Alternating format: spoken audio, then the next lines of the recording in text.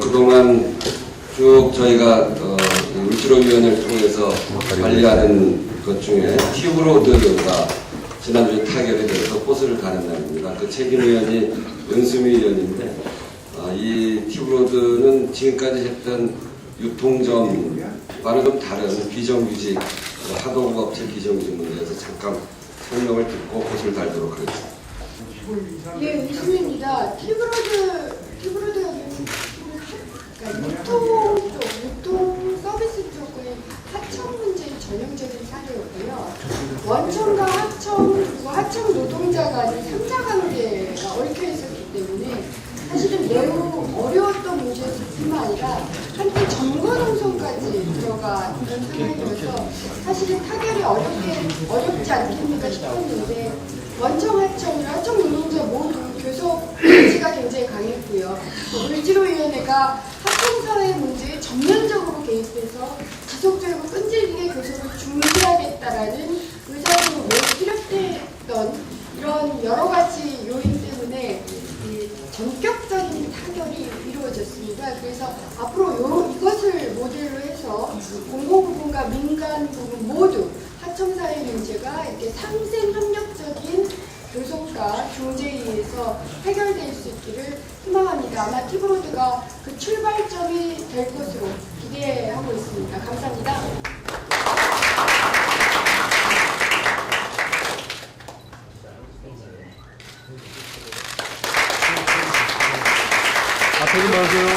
김한길 당대표의 개선언이 있겠습니다. 65차 최고위원회의 시작합니다. 김한길 당대표의 발언이 있겠습니다. 어떤 당원이 제게 전화해서 아침에 회의 시작할 때 망치를 너무 살살 때린다는 말이 있어서 오늘 좀 세게 준비했습니다.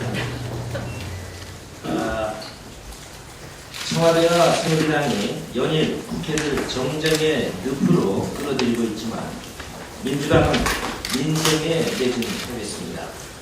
민주주의 흑폐와 공약 파기, 민생 위기로 인한 민심 위반을 정쟁으로 덮으려는 시도는 실패할 것입니다. 민주당은 민주주의의 겨울에도 민생의 꽃을 피우겠다는 각오로 정기국회에 임하고 있습니다. 이번 국정감사는 새누리당의 정쟁 대 민주당의 민생 대결이 될 것입니다. 민주주의를 살리고 민생을 살리라는 국민의 목소리에 귀를 막은 박근혜 대통령의 원칙과 신뢰의 정치는 반칙과 불신의 정치로 변해버렸습니다. 청와대와 새누리당이 유도하는 정쟁 국회, 정쟁 국감은 반칙의 정치입니다. 국민께 무겁게 약속했던 대선 공약을 무더기로 파기한 것은 불신의 정치입니다. 민주당은 민주주의와 민생을 살려내는 국회를 목표로 열심히 일할 것입니다.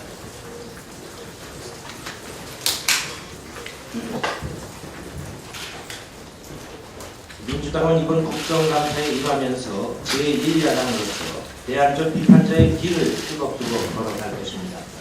민주당 을지로위원회의 을창기기 사업이나 참좋은 지방정부위원회의 채무힐링센터 표준 전해안 사업은 민주당의 목소리만 큰 야당이 아니라 박근혜 정부가 포기한 민생까지도 챙기겠다는 의지를 보이는 것입니다. 비판을 넘어 대안 제시로 문제 제기를 넘어서 문제 해결로 민주당은 대안적 비판자의 위상을 강화해 갈 것입니다. 어제도 민주당의 전월세 대책 TF는 세입자들에게 실질적인 도움을 드릴 수 있는 전월세 대책을 내놨습니다. 정부가 속수무책 방관하는 사이에 전세값이 59주째 계속 상승 중입니다. 정부의 대책이 실패한 이유는 세입자들의 고통을 외면했기 때문입니다. 민주당의 대책은 철저히 세입자들의 현실에 근거한 방안입니다. 민주당은 이번 정기국회에서 계약 경신 청구권, 전월세 상한제, 최우선 변제 상향 현실화 등을 반드시 관철시켜 나갈 것입니다. 집권 세력의 반칙과 불질의 정치를 뛰어넘어서 민주주의를 회복하고 국민이 먹고 사는 문제를 최우선적으로 풀어나가는 정치에 민주당이 앞장서겠습니다. 이상. 예, 이어서 전병헌 원내대표의 발언이 있겠습니다. 예, 오늘 국정감사 추정식과 국정감사 상황실을 협판식을 갖게 됩니다. 그동안 127명 의원들이 밤새워서 쪽잠자면서 준비를 했습니다. 국민이 낸 세금 제대로 쓰였는지 조목조목 따질 것입니다. 치밀하고 집요하게 따질 것입니다. 민주당 2013년 정기국회 슬로건은 국민 기 살리기입니다. 민주주의 살리기, 약속 살리기, 민생 살리기를 통해서 국민의 움츠린 어깨를 펴게 하고 국민이 길을 펴게 하는 세상을 만들어 가기 위한 노력입니다. 경제민주화와 보편적 복지, 그리고 임금 주도의 성장과 편안한 맞벌이 사회 시스템, 후국가족 사회경제 담론으로 대한민국에게 비전을 제시하고 국민에게 희망을 이루는 민주당이 되도록 최선을 다하고 유능한 민주당으로서 성과를 분명히 낼 것입니다. 동양 사태 부실 감동 문제가 아주 심각합니다. 금감원장은 사퇴할 수밖에 없다라는 말씀을 드립니다. 어제 민주당은 동양소유 피해자 대체위원회를 이종걸 위원님을 위원장으로 해서 피해대책위원회를 꾸렸습니다. 억울한 피해자 보호를 위해서 최선의 노력을 다할 것입니다. 소유코 외양간 고친다는 말이 있습니다만 요즘 금감원이 꼭 그 모양입니다. 특별검사를 한다느니 빚많은 기업 감시 강화를 한다는 등 때늦은 수들각으로 참 연피를 하려고 있습니다. 참 얼굴도 두껍고 염치도 좋은 사람들입니다. 금융감독 당국의 징유 유기가 동양 사태를 초래했다고 해도 과언이 아닌 상태입니다. 장기간 불법 판매 행위에 대해서 매번 솜방망이 제재와 늑장 대응을 한 것이 드러나 있습니다. 금융감독원장은 책임지고 사퇴해야 할 것입니다. 한간에는 동양증권 사장과 금감원장이 특별한 관계여서 특별한 배려와 특혜적 검사가 있었다라는 그런 소문까지 나돌고 있습니다. 최 원장은 은행 단기 순이익이 10조 원은 넘어가야 적정한 수준이다 라고 이야기를 하고 낮은 은행 수수료를 합리적인 수준으로 인상해야 한다는 등 국민이 아닌 은행의 이익을 챙기는 금감원장의 입장을 지속적으로 보여주었습니다.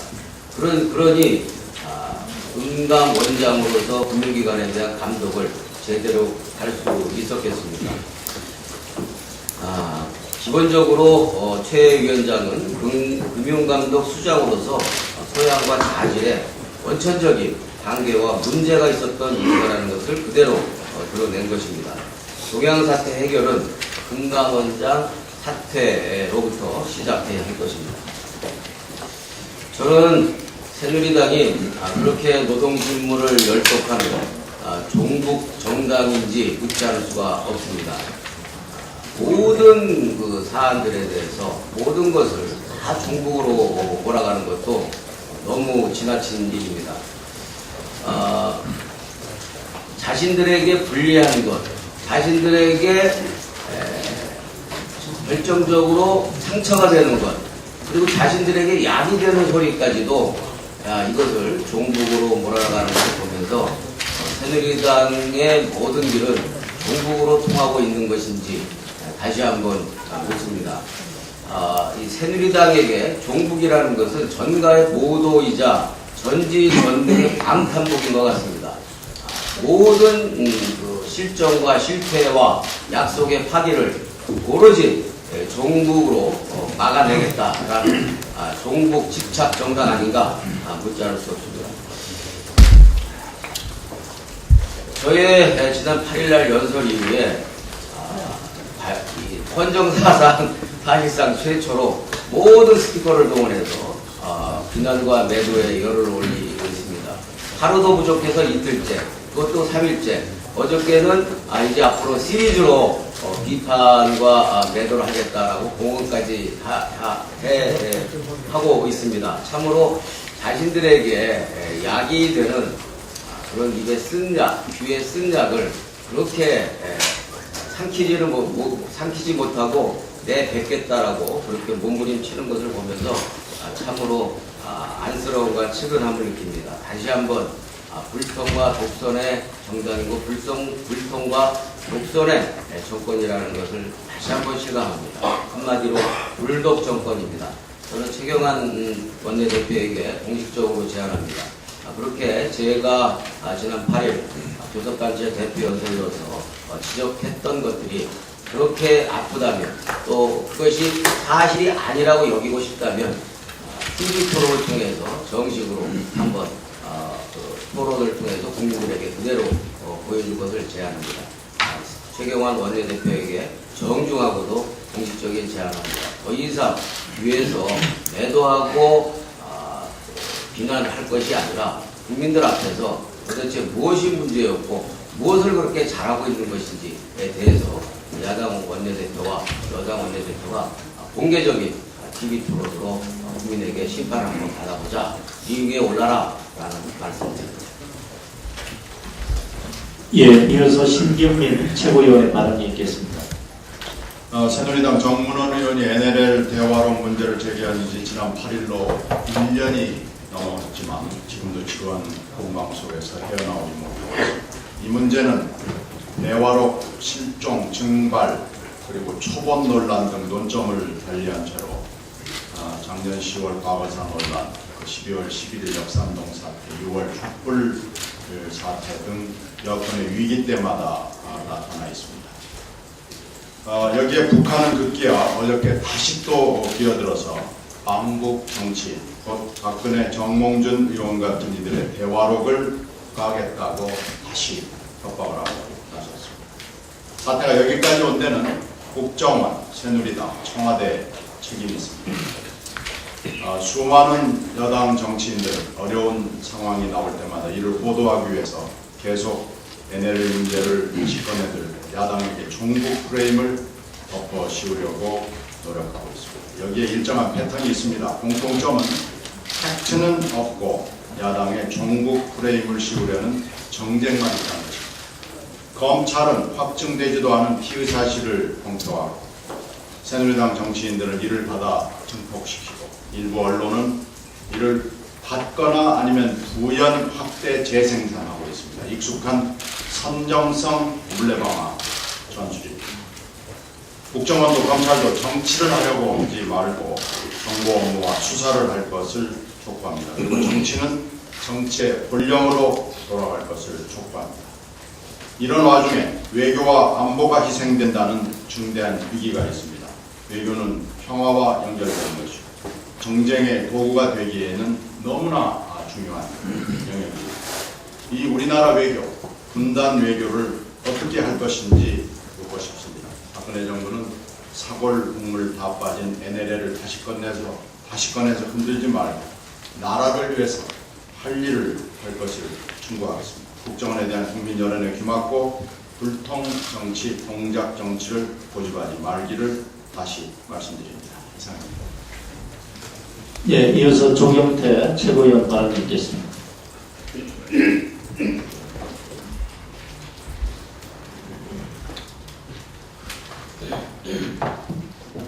네, 8월 27일 김한길 대표께서 장애에 나가신 지 40월 만에 새로 돌아오셨습니다.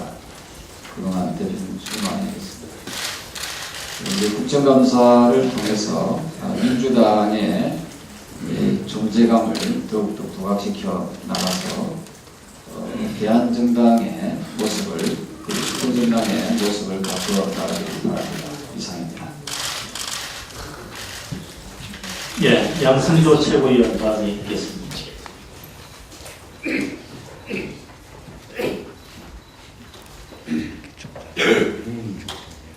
예, 박근혜 정부의 다수 고위 구직자들은 전 의원 내가 지킨다는 군자들이 너무나 듣기 불편할 것입니다. 왜냐하면 그들에겐 군가를 부르고 들을 시선의 자격도 없는 자들이기 때문입니다. 병역 면제를 위하여 대한민국 국적까지 헌신짝처럼 내다보는 아들의 아버지가 그 아들이 포기한 국가의 교육이 따로 자리 잡고 국민들에게 감히 국가와 민족을 그리고 애국을 운운하고 있었다는 추악한 사실이 드러났습니다. 이러한 국민적 분노의 주인공은 끝으로 신뢰와 원칙을 강조하는 박근혜 정부의 고위공직자가 됩니다. 대통령의 지근거리에서 국정기획 업무를 맡은 유민봉 국정기획 수석을 비롯한 현 정부 고위공직자 15명의 아들 16명이 바로 국정을 버리고 병역을 면제받은 것입니다. 보온병을 포탄이라고 주장하던 이명박 정부, 대통령, 국무총리, 국정원장, 여당 대표가 줄줄이 병역 밀필이었던 새누리당 정권이 생각납니다. 높은 도덕성과 책임감을 보여야 할 고위공직자가 남의 자식은 군대를 등 떠밀고 자기 자식은 국적을 포기시켜 병역을 면제받게 하고 국민이 세금을 받았다는 사실에 온 국민은 허탈감과 분노에 치를 떨고 있습니다. 박근혜 대통령은 국민이 기본임마저 이해하지 않은 자들을 고위공직자에 임명한 사실에 대하여 부끄러워하고 국민에게 사과해야 할 것입니다.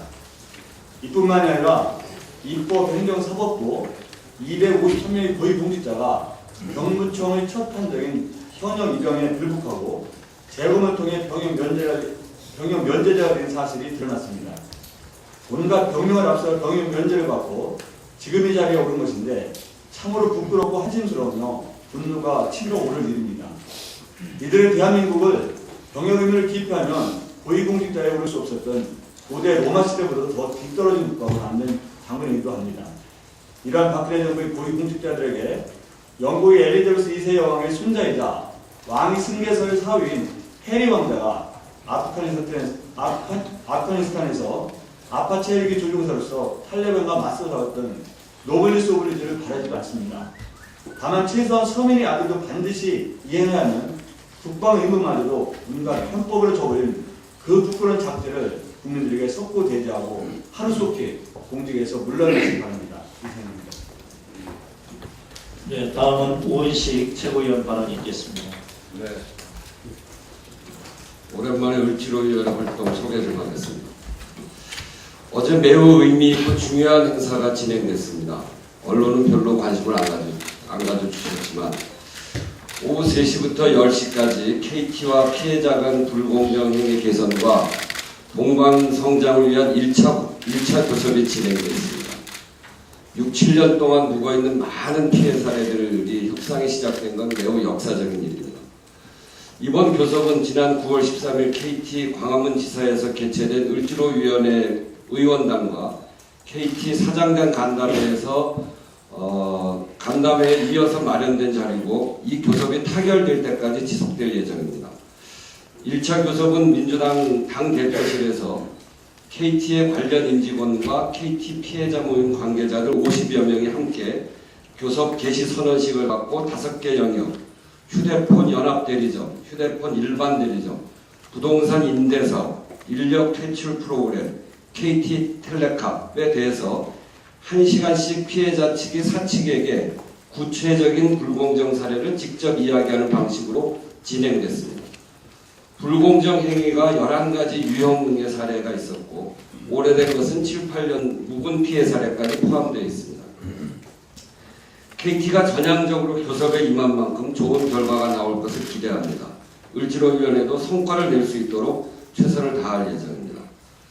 그리고 백화점, 대형마트 분야에서 가장 큰 부분을 차지하고 있는 롯데그룹이 있는데 이 롯데그룹은 그동안 가맹점, 대리점에 대한 대기업의 횡포, 골목상권 침탈, 일감 몰아주기, 탈세, 기타 권력유착형 비리 특혜 의혹 등으로 경제민주화에 역행하는 사업 행태를 전방위에 가히 종합백화점식으로 벌여왔고 이로 인한 을들의 피해도 매우 심각한 상황이었습니다.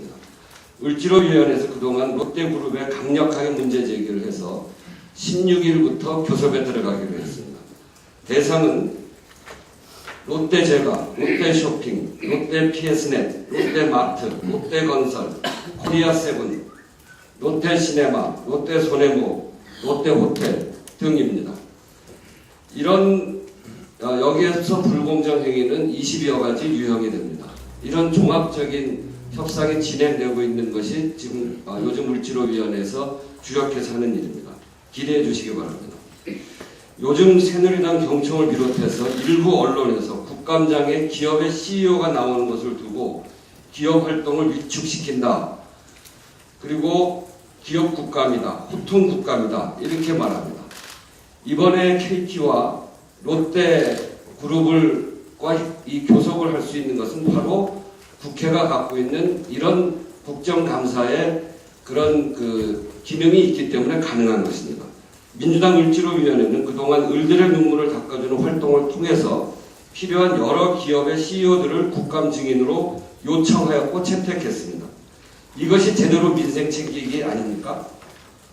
민주당의 민주주의 회복을 위한 투쟁을 비판하는 소재로 민생을 팽개쳤다고 하는 새누리당과 일부 언론들이 기업의 CEO들을 불러내는 것을 두고 기업 위축시키기라고 하는데 이들의 민생 살리기는 분명 불공정 행위를 한 기업 편들기인 것이 분명합니다. 억지 소리 그만두고 민주당의 을의 눈물 닦아주는 대열에 동참하시기 바랍니다. 이상입니다. 예, 이어서 박혜자 최고위원의 발언이 있겠습니다. 네, 얼마 전에 청소년 10명 중에 4명이 10억 원이 생긴다면 잘못을 저지르고라도 감옥에 가도 괜찮다. 그런 설문조사를 봤습니다. 부정비리에 관대한 우리 어른들의 잘못이 청소년들 인식에 나쁜 영향을 끼치는 것 같아서 정말 씁쓸합니다. 그도 그럴 것이 박근혜 대통령부터 비리 전력자인 홍사덕 전 의원을 민화일의 상임의장으로 임명했고 집권당인 새누리당은 공천비리 서청원 전 의원을 아무 거리낌 없이 또다시 공천하고 있는데 오죽하겠습니까? 대통령 친인척 비리는 또 어떻습니까? 얼마 전에는 박근혜 대통령 오촌 조카가 사기 혐의로 구속된 데 이어서 이번에는 조카 사이가 회사의 미공개 정보로 주식 손실을 피한 혐의로 불구속 기소되었습니다. 이 조카 사위는 지난 대선 때도 부동산 투기, 저축은행의 인수 의혹 등을 받았던 인물이죠. 그러면 박근혜 대통령은 친인척 비리를 없애겠다고 누누이 강조했는데 도대체 친인척 관리는 어떻게 하는 것이기에 이런 일이 벌어지는 것입니까? 친인척 비리 척결을 위해서 특별감찰관제를 도입하겠다는 대선 공약은 또 어디로 실종된 것입니까? 박근혜 대통령이 진정으로 친인척 비리 척결 의지가 있다면 이제라도 특별감찰관제 도입에 적극적으로 나서야 될 것입니다. 박근혜 대통령은 부정부패를 방조 옹호하는 세력의 마지막은 항상 더할 나위 없이 비참했다는 역사적인 교훈을 잊지 마시기 바랍니다. 제가 조금 더 말씀드리겠습니다. 원전 비리에 온 나라가 들썩이고 있는데 호남고속철도에도 불량부품이 사용되었다는 의혹이 제기되고 있습니다. 호남고속철도 익산 광주 구간에 사용되고 있는 레일패드의 시험 결과 50% 정도가 기준을 초과해서 불량했고 또 더구나도 시험 결과 자체도 감독기관의 참여 없이 업체 단독으로 시험을 의뢰해서 부실하게 이루어졌다고 합니다. 레일패드는 레일과 침목 사이에 부설돼서 충격을 완화하는 부품으로서 철도 안전의 핵심적인 역할을 담당합니다. 그런데도 철도시설공단이 이런 불량 부품을 사용했다는 것에 대해서는 충격을 넘어서 분노하지 않을 수 없습니다. 국민의 생명과 직결되는 부품을 이렇게 대충 적당히 해도 되는 것인지 정말 묻지 않을 수 없습니다. 국민의 생명과 안전은 그 무엇과도 바꿀 수 없습니다. 철도시설공단은 하루빨리 호남고속철도 익산 광주간에 사용된 레일패드 부품에 대해서 전수조사하고 불량 부품은 전면 교체해야 할 것입니다. 이상입니다. 예, 발언 다 마쳤습니다. 오늘 보고 있나요? 인권위원회 보고가 있으니까 보고하시죠. 경찰과 주민들이 대처하는 상황 속에서 인권 침해 사례가 있는지를 조사하고 돌아갔습니다. 그 조사 현장에는 허성무 경남노당 위원장과 중앙당의 이기현 국민참여국장, 김창일 국장이 함께했습니다. 현장을 돌아봤는데요. 그동안 경찰의 비인도적 공권력 집행이 있었습니다. 이 배치 과정에서 고령의 노인들에게 언어폭력, 신체적 위협 이런 것들을 가하면서 경찰이 이 어르신들한테 비인도적인 행위를 보였습니다. 일상적인 상황, 아주 급박한 상황이 아님에도 불구하고 경찰이 오히려 거기 도와주러 온 사람들이나 또는 주민들을 불법적으로 체증을 하는 그런 행위도 있었습니다.